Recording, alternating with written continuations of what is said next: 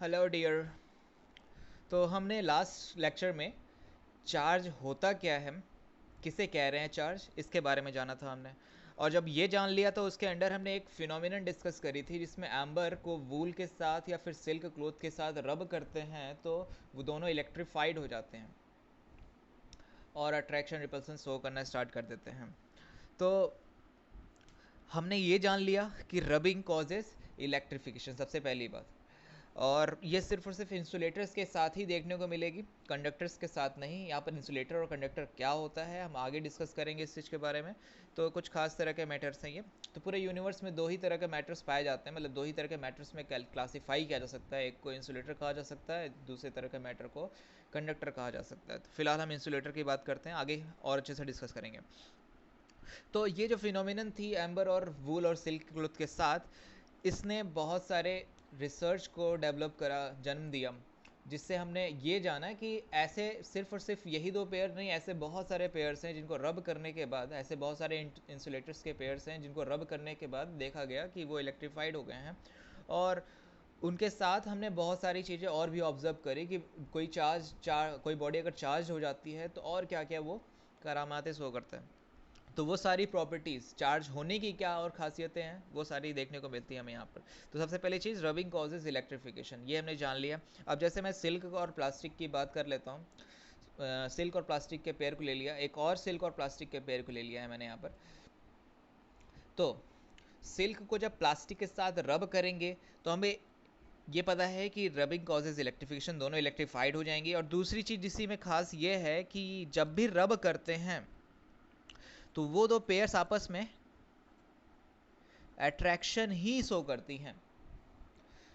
Pairs आपस में हमेशा अट्रैक्शन ही शो करेंगे। वैसे ही सिल्क और प्लास्टिक के साथ यहाँ पर मैं बात करूँ तो ये भी आपस में अट्रैक्शन ही शो करेंगे। और अगर मैं दूसरा पेयर ले लेता हूँ, मान लिया सिल्क और ग्लास का ले लेता हूँ, तो ये पेयर भी आपस में अट्रैक्शन ही शो करेंगे। ये हमें क्लियर था कि जब जब रब कर रहे थे तो पेयर्स आपस में अट्रैक्शन शो कर रहे थे। दूसरी चीज़ हमने ये देखा कि सिल्क तो चार्ज हो चुका है, प्लास्टिक भी चार्ज हो चुका है, यहाँ का सिल्क भी चार्ज हो चुका है, यहाँ का भी प्लास्टिक चार्ज हो चुका है। तो सिर्फ आपस में दो बॉडीज चार्ज हैं, इनमें ही क्यों देखा जाए, जरा इनके आपस में देखा जाए। तो ये दोनों भी चार्ज हो गए हैं, तो एक बॉडी अगर चार्ज है तो दूसरे बॉडी, अगर एक बॉडी अगर चार्ज है तो दूसरी चार्ज बॉडी को वो फोर्स करेगा, वो चाहे किसी भी पेयर का हो, डजेंट मैटर, चार्ज होना चाहिए। तो आपस में ये दोनों चार्ज बॉडीज़ कैसे इंटरेक्ट कर रही हैं, तो हमें ये देखने को मिला कि ये रिपल्सन शो कर रही है, रिपेल कर रही हैं एक दूसरे को। ये भी आपस में रिपेल कर रही हैं। और जब हम इन दोनों को आपस में लेकर के आते हैं सेल को, तो यहाँ पर अट्रैक्शन देखने को मिलता है, यहाँ पर भी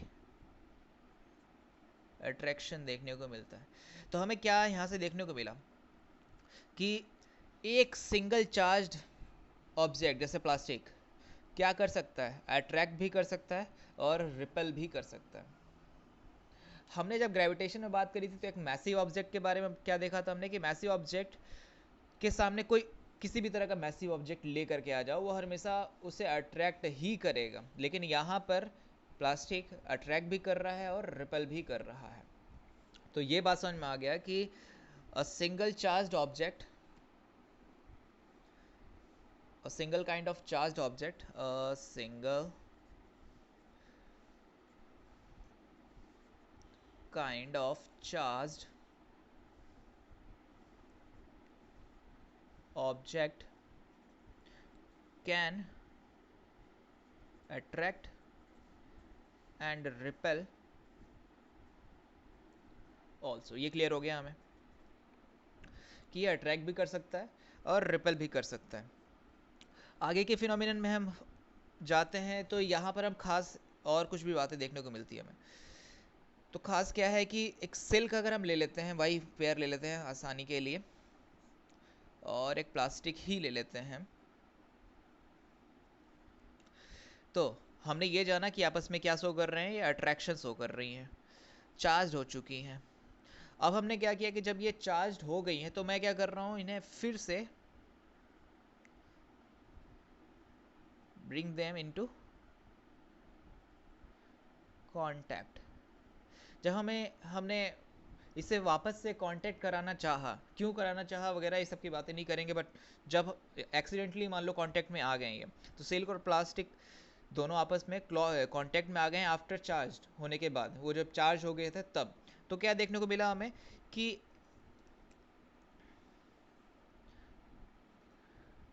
दे nullified their charge, they neutralize each other, या फिर कहें they become uncharged again, they become neutral again. वो जैसे थे वैसे फिर से हो गए। और ये नलिफिकेशन का फिनोमिनन, ये अनचार्ज हो जाने का फिनोमिनन हमें काफ़ी कुछ समझा जाता है, काफ़ी एक इम्पॉर्टेंट बात रियलाइज़ करा जाता है कि दो चार्जेस पहले वो जो कि चार्ज थे आपस में जब एक दूसरे को कांटेक्ट में लेकर के आया गया, तो वो जो प्रॉपर्टी उनके पास थी यानी चार्ज होने की प्रॉपर्टी, वो चार्ज होने वाली प्रॉपर्टी खत्म हो गई। इससे क्या पता चलता है कि इससे पता चलता है कि ये सिल्क जिस भी तरह का चार्ज था, प्लास्टिक भी जिस भी तरह का चार्ज था, ये दोनों अपोजिट इन नेचर थे। यानी यहाँ पर दो बातें पता चली कि यहाँ पर सिर्फ एक ही तरह का चार्ज एग्जिस्ट नहीं करता, दो तरह के चार्ज एग्जिस्ट करते हैं।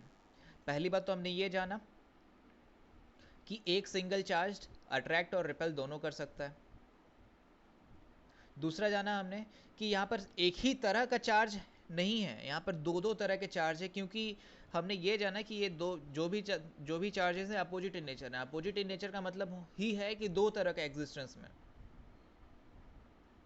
अब जरा ये समझते हैं कि क्यों ऐसा फिनोमेनन, मतलब ऐसे कैसे पता चल रहा है कि ये दो तरह के अपोजिट है, इनका नलीफाई कर देना ये कैसे बता रहा है हमें। तो नेचर के कुछ लॉज है हमारे सामने, उसे हमें जानना पड़ेगा। Wait a minute. नेचर के कुछ लॉज होते हैं जिसमें हम ये जानते हैं कि दो क्वांटिटीज़ एक दूसरे को नलीफाई या फिर जीरो लेवल पर लेकर के तभी आती हैं जब वो दोनों एक दूसरे के अपोजिट है। एग्जाम्पल के फॉर्म में मैं क्या करूं कि एक गड्ढा खंदूं कुछ 4 मीटर का, मैंने डेप्थ क्रिएट करा। और जब 4 मीटर का डेप्थ क्रिएट करूंगा तो उसी से 4 मीटर का पाइल भी खड़ा कर सकता हूँ, इस तरह की हाइट भी। 4 मीटर की मिट्टी मैंने 4 मीटर तक मिट्टी निकाली, वही 4 मीटर की मिट्टी यहाँ पर लगा खड़ा कर दी यहाँ पर। अब जरा देखते हैं, ये भी एक लेंथ है और ये भी एक लेंथ है, लेकिन दोनों में फ़र्क है। दोनों ही लेंथ अपोजिट इन नेचर है, एक ऊंचाई है तो एक गहराई है। और जब इन दोनों लेंथ्स को वापस में मर्ज करूंगा, जब इन दोनों लेंथ को मिलाऊंगा तो लेवल क्या हो जाएगा वापस से। जब इन दोनों को यहाँ पर मिला दूंगा तो वापस से लेवल क्या हो जाएगा, जीरो। ना ही गहराई बचेगी ना ही ऊंचाई बचने वाली है। तो ये क्वांटिटी एक दूसरे के अपोजिट इन नेचर है। इन क्वांटिटीज़ को जब भी मिलाया गया तो क्या देखने को मिला हमें कि दोनों क्वांटिटीज़ एक दूसरे को नलीफाई कर दे रही हैं, खत्म कर दे रही हैं। ये तभी हो पा रहा है जब ये दोनों अपोजिट इन नेचर। एक और एग्जांपल की बात करूँ कि एक 2 रुपए से एक बंदा प्रॉफिट में था और एक बंदा 2 रुपए से ही डेप्ट में है, कर्जे में है। तो दोनों ही 2 रुपए से हैं, बट 2 रुपए दो अपोजिट इन नेचर हैं, एक प्रॉफिट में है एक डेप्थ में, दोनों exactly opposite nature in quantities हैं। तो मैं क्या करूँगा, अगर 2 रुपए वाले जो प्रॉफिट, जो बंदा 2 रुपए से प्रॉफिट में है, उसके 2 रुपए को ले करके जो बंदा डेप्थ में है उसको दे दिया जाए, तो क्या होगा कि दोनों के दोनों जीरो लेवल पर आ जाएंगे, 0 रुपए पे आ जाएंगे। कहने का मतलब है जिसके पास प्रॉफिट था 2 रुपए का, उसके पास 2 रुपए बचा नहीं, वो 0 रुपए बचे हैं उसके पास। और जो बंदा डेप्थ में था, जो कर्जे में था, उसका कर्जा मिट गया, वापस से वो 0 रुपए में आ गया है। अब ना ही इसके ऊपर कर्जा है ना ही इसके ऊपर ये प्रॉफिट में, ये 0 रुपए पर है प्रॉपरली। तो दो अपोजिट इन नेचर क्वांटिटीज़ को हम डिफाइन कैसे करते हैं, इसको मैथमेटिकली हमने शो करने का एक तरीका बना रखा है कि एक को हम पॉजिटिव कह देते हैं, एक को नेगेटिव कह देते हैं। ये पॉजिटिव नेगेटिव ये साइन कन्वेंशंस हमें रियलाइज कराती हैं कि दोनों अपोजिट इन नेचर है। हाँ, पॉजिटिव इसको भी कहा जा सकता था तो ये नेगेटिव बन जाता, किसी एक को साइन कन्वेंशन देना होता है हमें, है दोनों अपोजिट इन नेचर। तो जब भी पॉजिटिव 4 + 4 को +- 4 से ऐड करते हैं तो हमेशा वो जीरो बन जाता है। ये जीरो तभी होंगे ना जब ये दोनों अपोजिट इन नेचर हो, एक प्लस हो तो एक माइनस हो।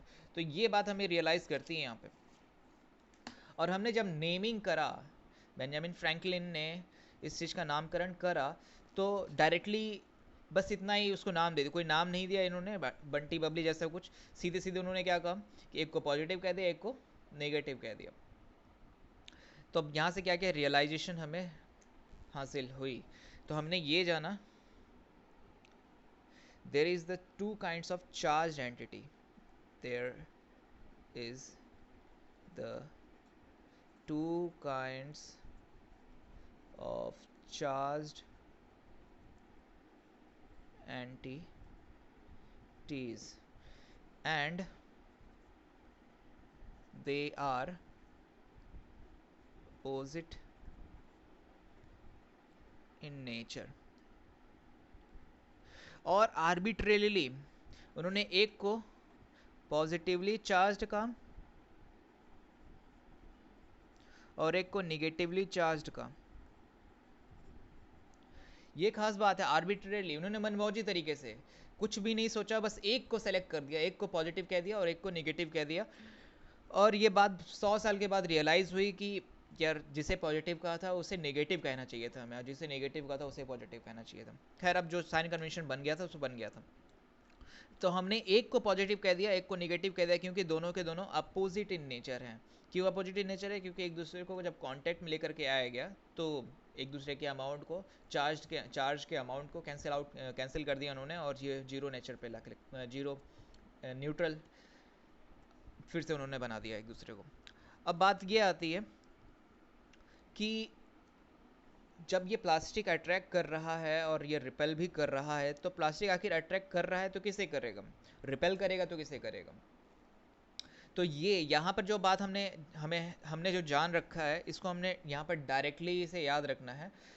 इसके ऊपर जो भी कैसे हमने ये जाना कि कौन किसको अट्रैक्ट कर रहा है, कौन किसको रिपेल करेगा, ये एक पूरा प्रैक्टिकल फिनोमिनन ये 15 से 20 मिनट ले जाएगा। तो ये इस वीडियो में शामिल नहीं कर रहा हूँ मैं इसे, फिर कभी उसको डिस्कस कर लेंगे। तो हमने ये जान लिया कि आखिर कौन किसको अट्रैक्ट करेगा, कौन किसको रिपेल करेगा। तो हमने ये जाना कि लाइक चार्जेस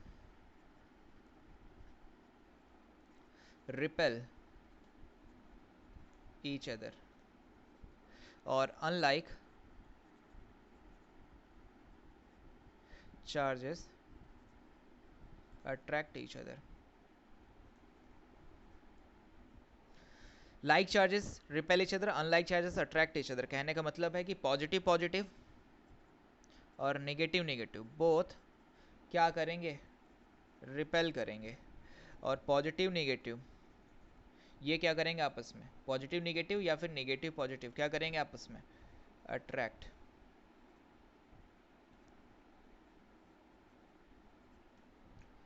तो यहाँ से क्लियर हो गई बातें हमें।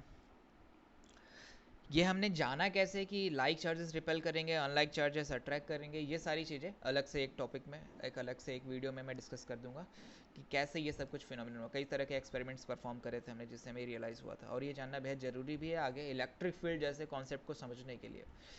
ठीक है, कि कैसे प्रैक्टिकलिटी से हमने कंक्लूजन्स निकाला प्रैक्टिकल एक्सपेरिमेंट्स वगैरह से।